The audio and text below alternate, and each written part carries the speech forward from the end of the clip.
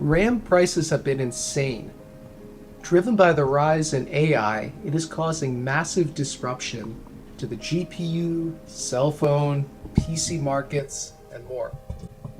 And a key reason it's been so bad is that you have just three companies, Micron, Samsung, and SK Hynix, controlling the industry, where new supply is not something that can appear overnight. Building new fabs can take billions of dollars and years of work. So rather than wait around, I turned a shed in my backyard into a Class 100 cleanroom and built my own semiconductor fabrication tools from scratch. Now the question is, can I actually make my own RAM?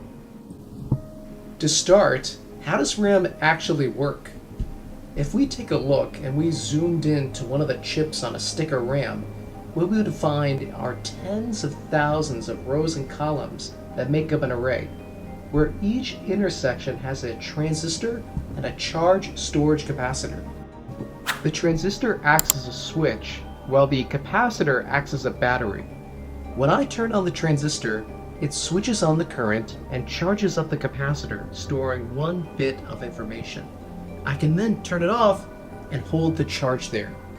If I want to then read the data, I switch on the transistor again, and the charge now flows backwards out so it can be detected. Though since that drains the capacitor, we have to refresh it and charge it back up periodically. But to build anything, we first need a design. I came up with a simple layout to have a 5x4 array that I could later stitch together, where each intersection has a transistor and a capacitor. I'm aiming for a small transistor, a gate length a bit less than 1 micron when finalized. Each color here in this figure represents a different layer, like a different floor in a house, as these devices are made layer by layer by layer, kind of like a sandwich.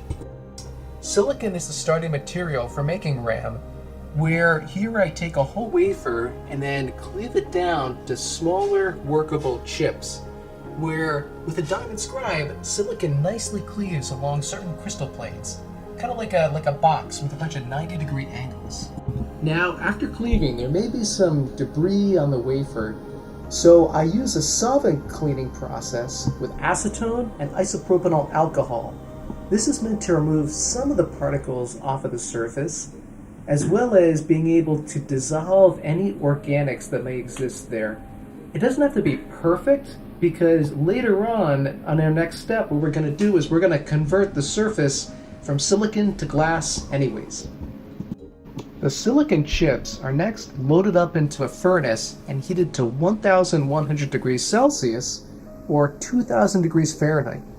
We're talking volcanic lava temperatures, and this is in order to rust the silicon, effectively growing 3,300 angstroms of oxide or glass on the surface in order to mask and protect it, giving it this nice lime green color.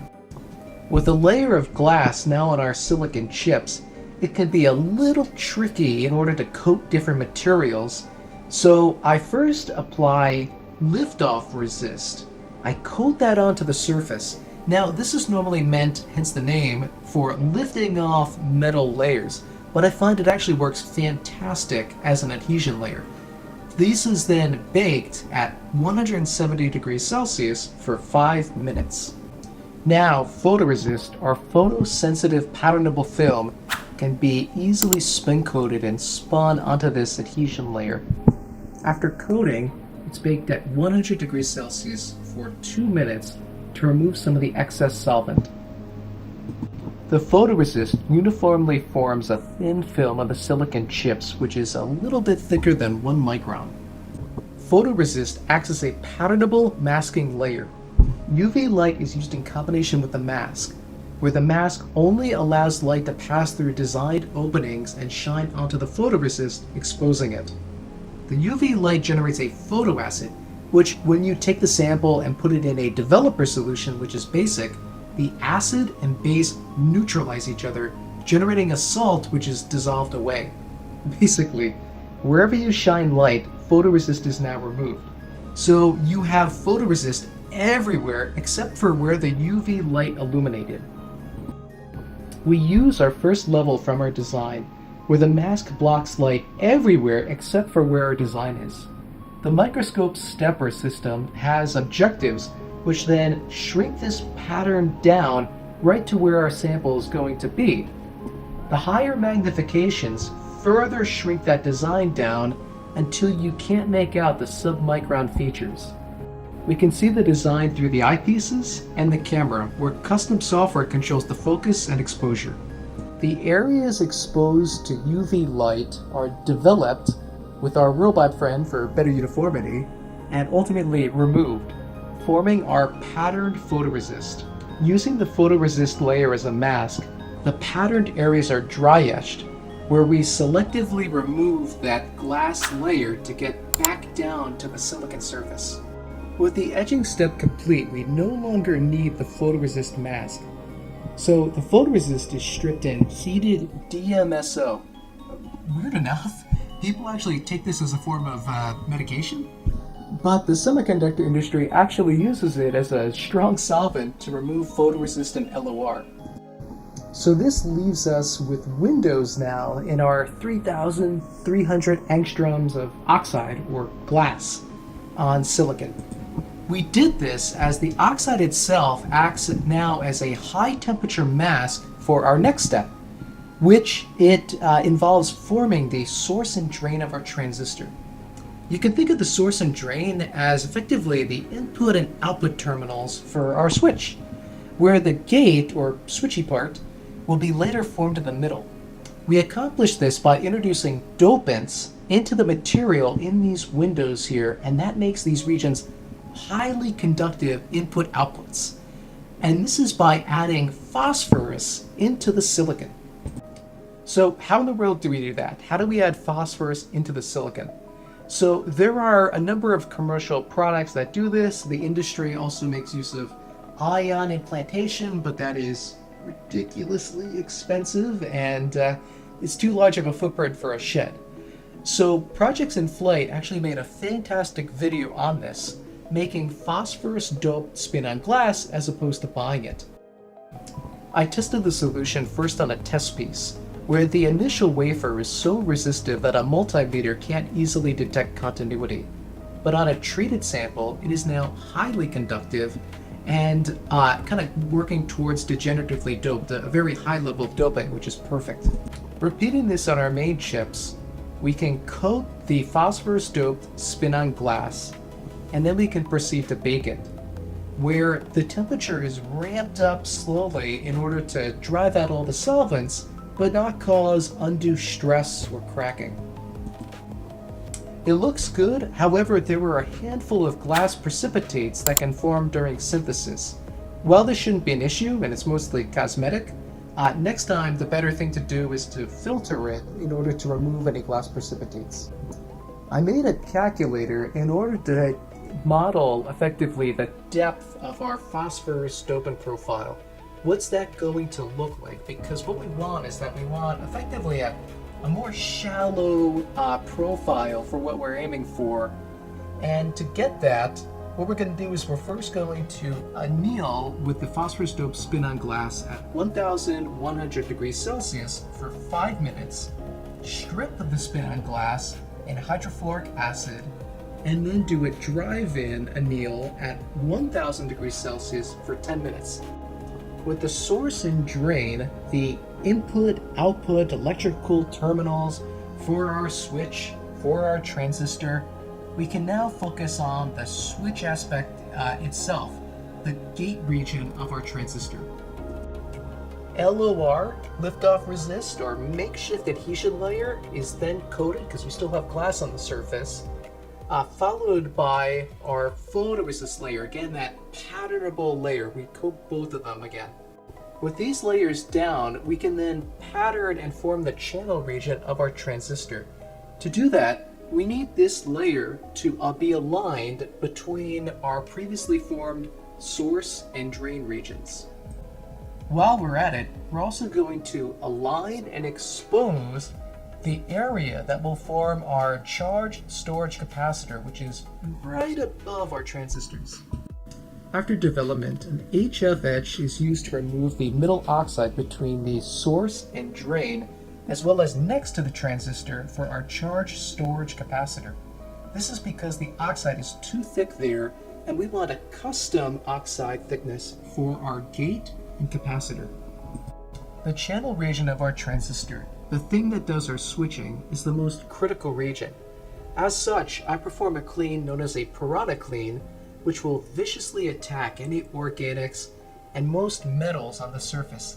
They call it piranha as it can eat material and flesh, just like a piranha fish in the Amazon going after a chicken leg. The samples are loaded back into the furnace to grow the gate and capacitor oxides. We want this thinner so we have more capacitance and better gate control. So we're going to grow at a lower temperature of only 950 degrees Celsius. And if we put it in there for 38 minutes, we get 200 angstroms or 20 nanometers of oxide.